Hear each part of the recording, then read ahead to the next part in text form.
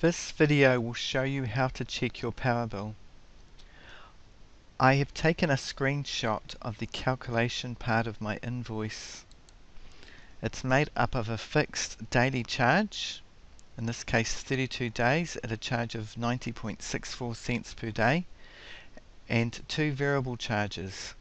One is based on the amount of power used and the rate of 18.852 cents per kilowatt hour, and an electricity authority levy charge, which is based on the amount of electricity used.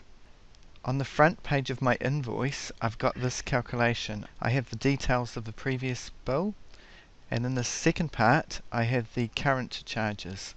I've got the fixed daily charge from the back page of my invoice of $29. I've got my variable charges of $126.52, and I've got GST worked out on the sum of those at 15% at $23.33, and that brings the total up to $178.85. I've got a 10% prompt payment discount, and when that is deducted, the total bill comes to $160.97. So my objective today is to simply recalculate this bill and to make sure that the electricity company are correctly doing it, and in the process we are going to get some practice doing calculations in Excel. Before I started the video, I entered some useful information. Now there's basically three parts making up your power bill. One way of splitting it up is the charges that are specific to what electricity plan that you're on. Secondly, the number of days that this bill includes. And thirdly, the amount of electricity used. So using those three things, we can calculate the power bill. Now looking at the invoice, the daily rate is 90.640 cents per day. I'm going to express everything not in terms of cents but in terms of dollars. So I need to move the decimal point along too. So I'll enter that in. Secondly, the variable rate. The variable rate for the electricity used is the 18.852 cents per kilowatt. Again, I've got to shift the decimal point along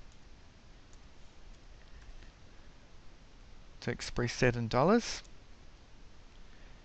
The third component is the electricity authority levy.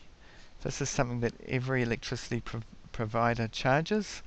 In some cases you won't actually see this on your bill because it's included in the variable rate already. But with my particular electricity company, this is separated out.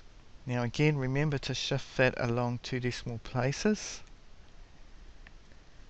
So it's 0.146 of a cent. Now the prompt payment discount, some companies will clearly show what that percentage is. For my situation, I know what it is, but I'll show you how you can calculate it just in case. So we're going to put the equal sign for a calculation. We're going to put the discount amount, which you'll see is 17.88.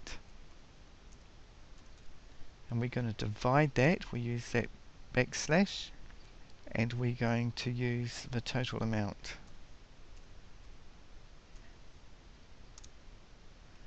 So you'll see that it comes up at 10.00%. If you expand the number of decimal places, you'll see that it's not quite exactly 10%. There's always usually a bit of rounding. So I'm just going to enter in 10% over the top of that to make it exactly 10%. Now the number of days that this bill is over is 32 days. Mostly it will be around the 30 to 32 day mark. The amount of electricity used, 666. The GST rate that we currently have in New Zealand is 15%. So now we're going to come to the calculation part. Now for the fixed charges, we're going to put an equal sign and we're going to be multiplying different numbers together. We're going to be multiplying the daily rate times the number of days. And press enter, and we'll see that it comes out to $29.50. If we use number formatting, it will round it to two decimal points or to the nearest cent. To get the total of that, we're just going to use the equal sign and point to that cell.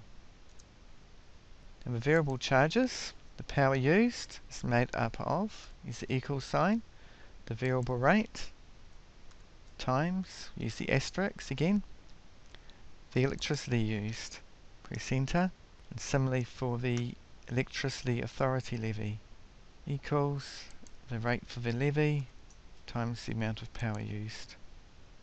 And to sum those two up, there's this little feature up here, it's an auto sum. If we just click on that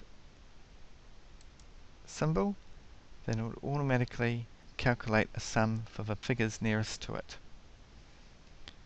And again, we're going to put that into number format, currency formatting.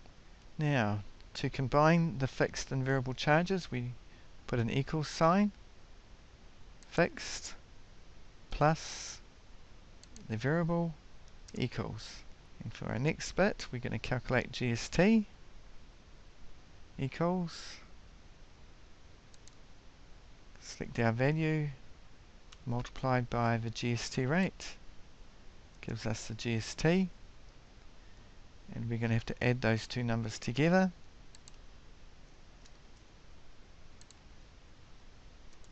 And finally, we have to do the prompt payment discount. Equals again, using our subtotal, multiplied with the asterisk by our prompt payment discount, gives us a value of 1789, equals, now we have to take a subtotal, we have to deduct or subtract off the prompt payment discount, and that gives us our amount as calculated from those charges using Excel. Now let's compare how we went. The daily charges are coming out the same at $29. The power used, $125.55 and 97 cents. Now you'll notice that when we add those together, they're getting $126.52 and we're getting $126.53. Now you'll know that 5 plus 7 is 12, it's not 13. So you'd think that last digit should end in a 2 if Excel's doing its calculations right. If we expand the number of decimal places, click on this button here, we will see that the $125.55 actually had 0.4 of a cent. The Electricity Authority levy had another 0.2 of a cent. If we increase the decimal places, if you see that symbol, you know cells aren't wide enough. And see, now you can see that the 43 plus the 24 adding together is 67. So that 0.67 in Excel got rounded up to another cent when we just rounded it to the nearest cent. And that's why there's 1 cent difference between these two figures. We're not going to quibble over 1 cent, particularly when it's in our favour. Now the next part is simply adding the $29 and the $126. In this case $126.53, so we're still out by 1 cent. We calculate the amount of GST, that's coming out at $23.33. So far we're just out by that 1 cent. We calculate the prompt payment discount. In our case we've got $17.89 for the prompt payment discount. Take that off, $160.98.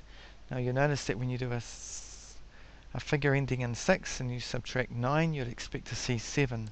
So again we're getting a rounding difference. Go once more.